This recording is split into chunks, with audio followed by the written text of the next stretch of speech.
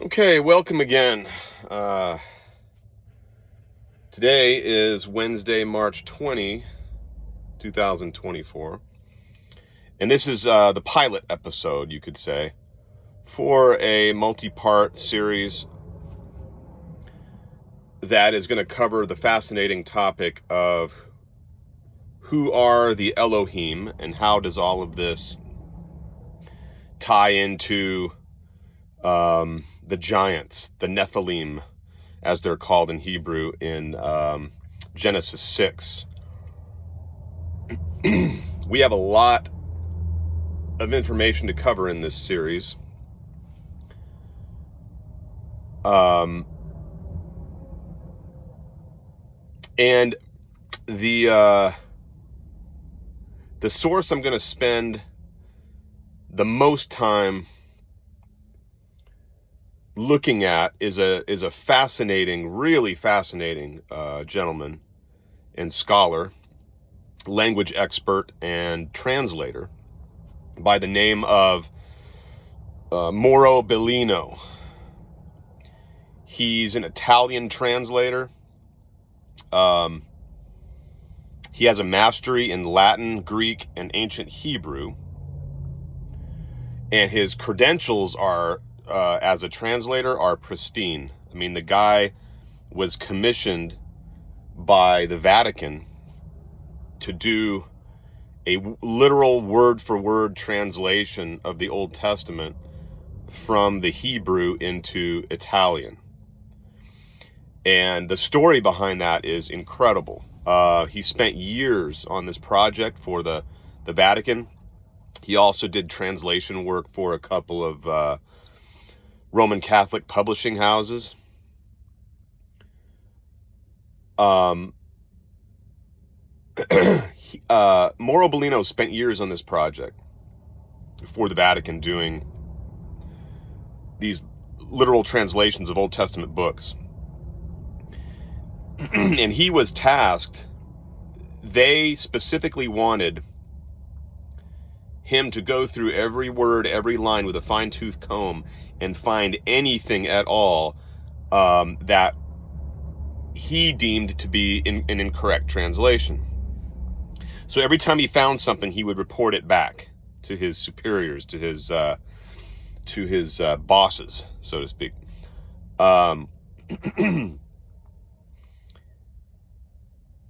As far as I know, from what I read, they concurred with him in just about every instance. They agreed that, okay, they were very gracious about it too. They said, okay, yeah, you're right. We need to correct this. The relationship started to change when, over time, Biglino noticed that some of the errors he was pointing at, some of the errors he was finding when he went back over the texts where he originally found those errors and plugged in the correct translation, he began to find a pattern. And that pattern, he noticed, formed a coherent narrative. And it was only when he started writing books based on this narrative he discovered and this pattern he was seeing that he got cut off from that project just like that. He was fired. The implications of what he found were absolutely earth-shattering. And by earth-shattering, I mean they have the power to make whole religions crumble.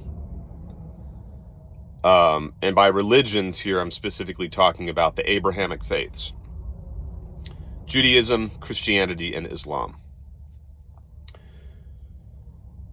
I don't want to give away too many spoilers, but I will say this. I will make a few observations about up front before we start the series officially about some of the key words he was translating that he learned, that he realized did not mean what the standard translations, what the theologians thought they should have meant, or what the, in other words, he's reading the standard translations and he's seeing the words that they're using in the text for the standard translation. And he's realizing that the words that were chosen were based on theological pre-commitments, right? Ideas, conceptions, theological dogmas that the church has had for, several thousand years. And they're looking at the original text and going, okay, this doesn't make as much sense. We think that this is what the original author must have meant, or what he was really trying to say. We're going to replace, we're going to add this word, or we're going to add this phrase, or we're going to replace this with a different word. Or not replace it. Obviously, they kept the words, they kept the original words, but they embellished them a little bit, or changed them to read the way they thought the initial authors, to read in a way that they believed was the original intent of the author, based, again, on their understanding of what they believe the Bible teaches theologically. In other words, based on their traditions, commitment to a particular understanding of religion. So some of those words included words like El Shaddai, Elohim, right? Those are words, Biglino explains, that we actually don't know the specific translation of. And so what we do is we just leave the word there. We keep the original word and we just don't do anything with it because we don't know exactly how to translate it. But he goes on to explain that we don't know exactly what was intended by the use of that word. But we do know it doesn't mean God. And yet, it's being used to denote God. It's used to denote Yahweh. And, words like, it's used to denote things like God, God Almighty, Lord, Yahweh, and so on. Other terms that have not been translated correctly by standard translators are words like ruach, spirit. Typically it gets translated as spirit.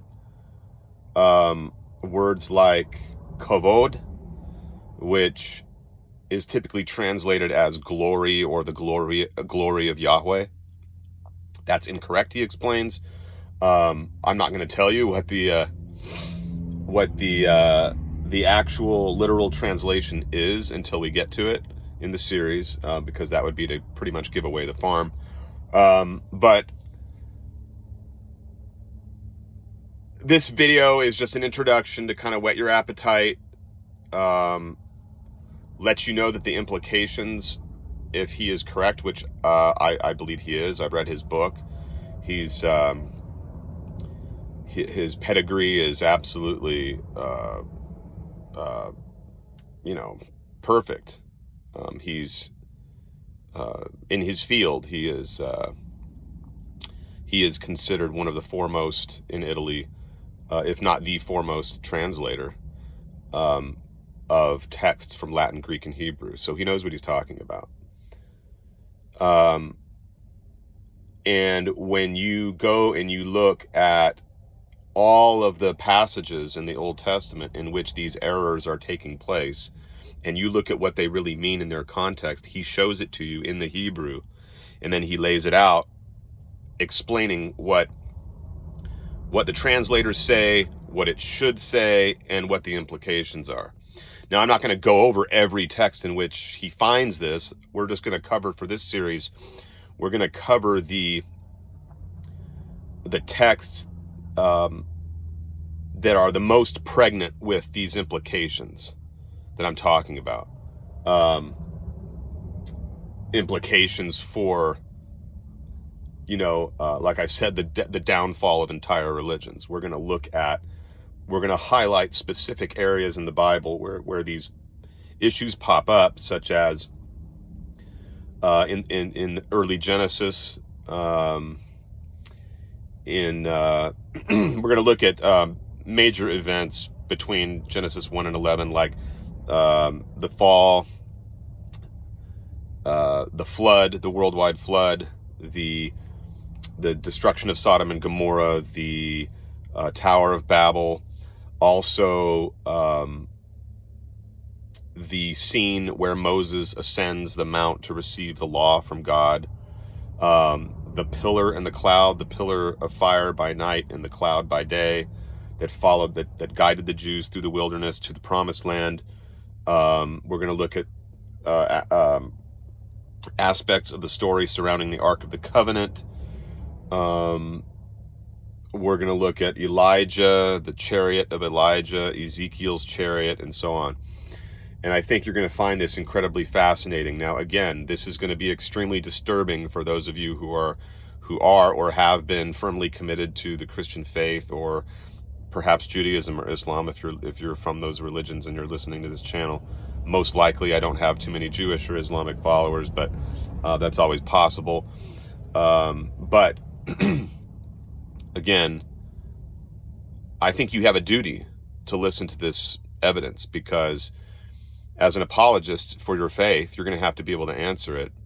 And if you can't answer it, if you have the honesty to simply hear the evidence and to evaluate it, again, honestly, and if you're unable to find a reason to reject it, then rather than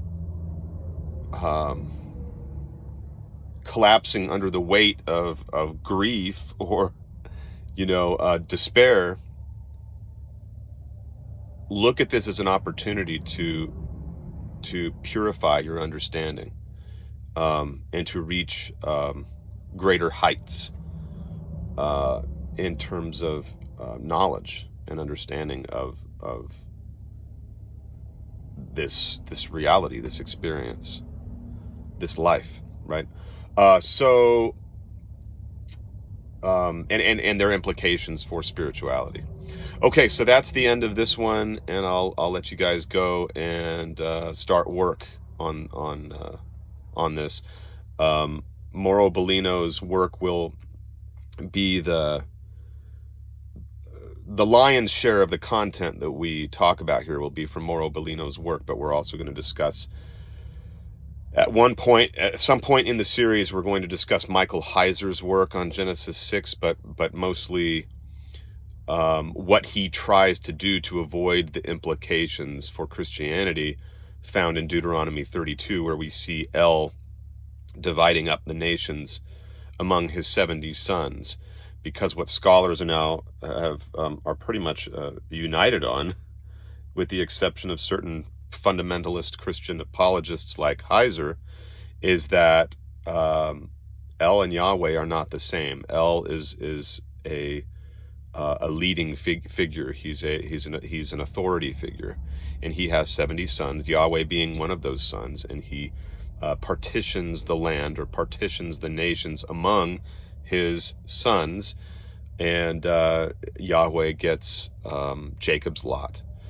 And Heiser tries to avoid the implications of this unsuccessfully, in my opinion. But I don't want to be too biased. I'll let you guys be the judge of that. And then I'll be covering an internet article that by a scholar who responds point by point to Heiser's attempt to vindicate Christianity based on this evidence from Deuteronomy 32. All right. I'll see you back here again soon. Thanks a lot.